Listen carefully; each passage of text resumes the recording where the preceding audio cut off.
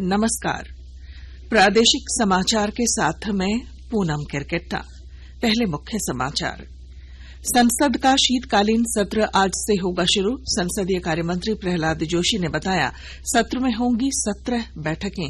रचनात्मक बहस चाहती है सरकार। प्रधानमंत्री नरेंद्र मोदी ने खाद्यान्न के रूप में मोटे अनाज के इस्तेमाल पर दिया जोर। साल 2023 को अंतर्राष्ट्रीय पोषक अनाज वर्ष के रूप में मनाने के लिए दी बधाई। झारखंड विधानसभा का शीतकालीन सत्र 19 दिसंबर से होगा शुरू। राज्यपाल रमेश बैस ने दी मंजूरी। राज्य सरकार अपना दूसरा अनुपूरक बजट करेगी पेश। और मुख्यमंत्री हेमंत सोरेन ने बिजली कटौती पर रोक लगाने के लिए दिए निर्देश। कहा, जेबीवीएनएल को पीएफसी से 750 करोड़ रुपए ऋण उपलब्ध कराएगी राज्य सरकार। और अब समाचार विस्तार से। संसद का शीतकालीन सत्र आज से शुरू हो रहा है और इस महीने की 29 तारीख तक चलेगा। एक ट्वीट में संसदीय कार्यमंत्री प्रहलाद जोशी ने बताया कि संसद के शीतकालीन सत्र में 17 बैठकें होंगी। उन्होंने बताया, सरकार विधायी कामकाज और अन्य मामलों पर रचनात्मक बहस चाहती है। यह पहला सत्र होगा जब उपराष्ट्रपति जगदीप धनखड़ राज्यसभा के सभापति के रूप में काम करेंगे। सत्र से पहले कल नई दिल्ली में संसद परिसर में सर्वदलीय बैठक हुई। रक्षा मंत्री राजनाथ सिंह, संसदीय मंत्री प्रहलाद जोशी, संसदीय कार्य राज्य मंत्री अर्जुन राम मेघवाल और वी मुरलीधरन ने भाग लिया। प्रधानमंत्री नरेंद्र मोदी ने पोषक या मोटे अनाज भोजन में शामिल करने की आवश्यकता पर बल दिया है। उन्होंने कहा कि मोटे अनाज मानव द्वारा प्रारंभिक काल में उगाई गई फसलों में शामिल थे। ये अनाज पौष्टिक तत्वों का महत्वपूर्ण स्रोत रहे हैं। श्री मोदी ने यह बात अंतर्राष्ट्रीय पोषक अनाज वर्ष के अवसर पर इटली में रोम स्थित खाद्य और कृषि संगठन के मुख्यालय में आयोजित समारोह के लिए अपने संदेश में कही। प्रधानमंत्री ने 2023 को अंतर्राष्ट्रीय पोषक अनाज वर्ष के रूप में मनाने के लिए बधाई दी। उन्होंने इसका समर्थन करने के लिए सदस्य देशों की सराहना की। झारखंड उच्च न्यायालय में पूर्व मंत्री हरि नारायण राय, उनकी पत्नी सुशीला तथा उनके भाई की याचिका खारिज हो गई।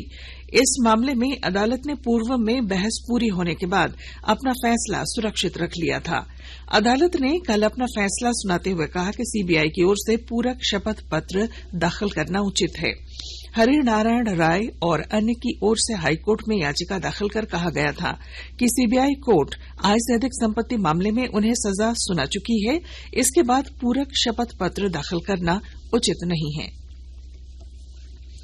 प्रवर्तन निदेशालय ईडी ने निलंबित आईएएस अधिकारी पूजा सिंघल की अटैच की गई संपत्ति का अटैचमेंट लेटर कल कचहरी चौक स्थित मुख्य रजिस्ट्री कार्यालय भेज दिया है। अटैचमेंट लेटर भेजे जाने के बाद इन संपत्तियों की खरीद बिक्री पर रोक लगा दी गई है। बता दें कि 5 दिन पूर्व ईडी ने मनी लॉन्ड्रिंग मामले में बिरसा मुंडा होटवार जेल में बंद पूजा सिंघल से जुड़ी 82 करोड़ 77 लाख रुपए की संपत्ति को अस्थायी रूप से अटैच किया था। अटैच संपत्ति में रांची के बरियातू स्थित पल्स सुपर स्पेशलिटी अस्पताल के अलावा pulse diagnostic and imaging centre और संजीवनी के नाम पर खरीदी गई संपत्ति शामिल है। बरहड़वा टोल प्लाजा टेंडर विवाद में मुख्यमंत्री के बरहेट विधानसभा क्षेत्र के विधायक प्रतिनिधि पंकज मिश्रा और मंत्री आलमगीर आलम को क्लीन चिट देने वाले बरहड़वा के तत्कालीन एसडीपीओ प्रमोद कुमार मिश्रा को ईडी ने समन किया है। उन्हें 12 दिसंबर को ईडी के रांची स्थित क्षेत्रीय कार्यालय में पूछताछ के लिए बुलाया गया है। प्रधानमंत्री उज्ज्वला गैस योजना से हजारीबाग जिले की महिलाओं के जीवन में आर्थिक और सामाजिक बदलाव आया है। ब्यौरे के साथ हमारे हजारीबाग संवाददाता। केंद्र सरकार देश के हर वर्ग के लिए कोई न कोई योजना चलाते रहती है। इन योजनाओं को शुरू करने का मकसद ये रहता है कि इससे समाज के हर एक वर्ग को बेहतर सुविधा मिल सके। ऐसी एक योजना का नाम है प्रधानमंत्री उज्ज्वला योजना। झारखंड के हजारीबाग में उज्ज्वला योजना से गरीबों को बड़ी राहत मिल रही है। लकड़ी या कोयला के चूल्हों पर खाना पकाने वाली गरीब महिलाओं के लिए यह योजना वरदान साबित हो रही है। हजारीबाग उपायुक्त नैंसी सहाय बताती हैं कि इस योजना से महिलाओं को बेहद लाभ मिल रहा है। प्रधानमंत्री उज्ज्वला गैस योजना से महिलाओं के जीवन में आर्थिक और सामाजिक बदलाव लाया है। गौरव प्रकाश, आकाशवाणी समाचार, हजारीबाग। आकाशवाणी के ताजा तरीन समाचारों के लिए आप हमारी वेबसाइट newsonair.com पर लॉग ऑन कर सकते हैं। ताजा समाचार Twitter handle @AIR news alerts और Facebook page All India Radio news पर भी उपलब्ध है।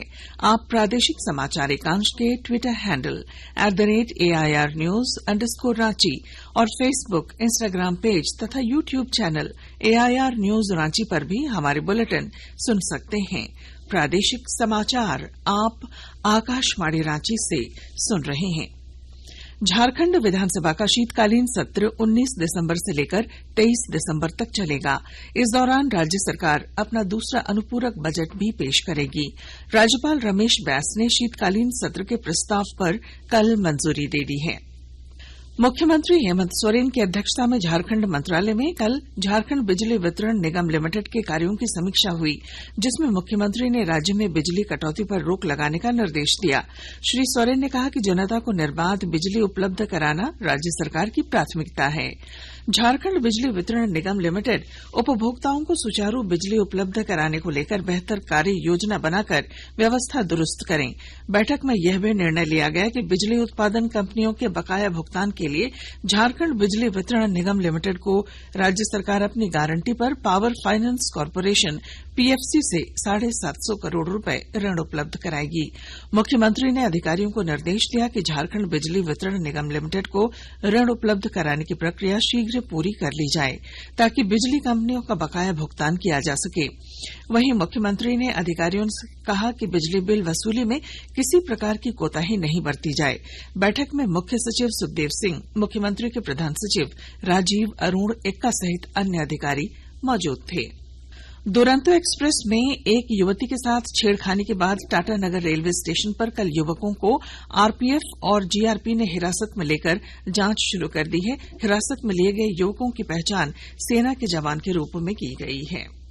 दक्षिण पश्चिम रेलवे के हुबली मंडल के अंतर्गत वास्को डिगामा यार्ड पर नॉन इंटरलॉकिंग कार्य की वजह से रांची रेल मंडल से होकर चलने वाली वास्को डिगामा ट्रेन का परिचालन प्रभावित रहेगा। ट्रेन संख्या 17321 Vasco da Gama Jasidih express train 16 दिसंबर को वास्को डिगामा के स्थान पर मडगांव स्टेशन से प्रस्थान करेगी तथा वास्को डिगामा से मडगांव के बीच परिचालन रद्द रहेगा।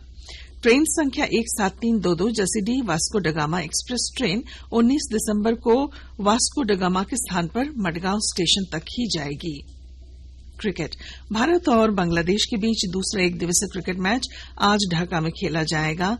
भारतीय समय के अनुसार मैच सुबह 11:30 बजे शुरू होगा। और अब अखबारों की सुर्खियां। मंत्री आलमगीर आलम और बरहेट के विधायक प्रतिनिधि पंकज मिश्रा को क्लीन चिट दिए जाने के मामले में झारखंड उच्च न्यायालय में सुनवाई की खबर को राज्य से प्रकाशित लगभग सभी अखबारों ने पहले पन्ने पर छापा है। बरहड़वा मामले में ट्रायल पर रोक, ईडी से मांगे सभी सबूत शीर्षक से प्रभात खबर ने इस खबर को प्रकाशित किया है। हिन्दुस्तान ने लिखा है पंकज को क्लीन चिट पर कोर्ट ने ईडी से मांगे साक्ष्य। अंग्रेजी अखबार द टाइम्स ऑफ इंडिया ने डीएसपी को ईडी का सम्मन जारी किए जाने की खबर को पहले पन्ने पर दी है। यूपीएससी मुख्य परीक्षा के रिजल्ट की घोषणा की खबर दैनिक भास्कर ने पहले पन्ने पर दी है। दैनिक जागरण ने मुख्यमंत्री के बिजली कटौती रोकने के निर्देश को सुर्खी बनाई। और अब अंत में मुख्य समाचार। संसद का शीतकालीन सत्र आज से होगा शुरू। संसदीय कार्यमंत्री प्रहलाद जोशी ने बताया सत्र में होंगी 17 बैठकें। रचनात्मक बहस चाहती है सरकार। प्रधानमंत्री नरेंद्र मोदी ने खाद्यान्न के रूप में मोटे अनाज के इस्तेमाल पर दिया जोर। साल 2023 को अंतर्राष्ट्रीय पोषक अनाज वर्ष के रूप में मनाने के लिए दी बधाई। झारखंड विधानसभा का शीतकालीन सत्र 19 दिसंबर से होगा शुरू। राज्यपाल रमेश बैस ने दी मंजूरी। राज्य सरकार अपना दूसरा अनुपूरक बजट करेगी पेश। और मुख्यमंत्री ने बिजली कटौती पर रोक लगाने के दिए निर्देश। और इसके साथ ही आकाशवाणी रांची से प्रादेशिक समाचार का ये बुलेटिन समाप्त हुआ। नमस्कार।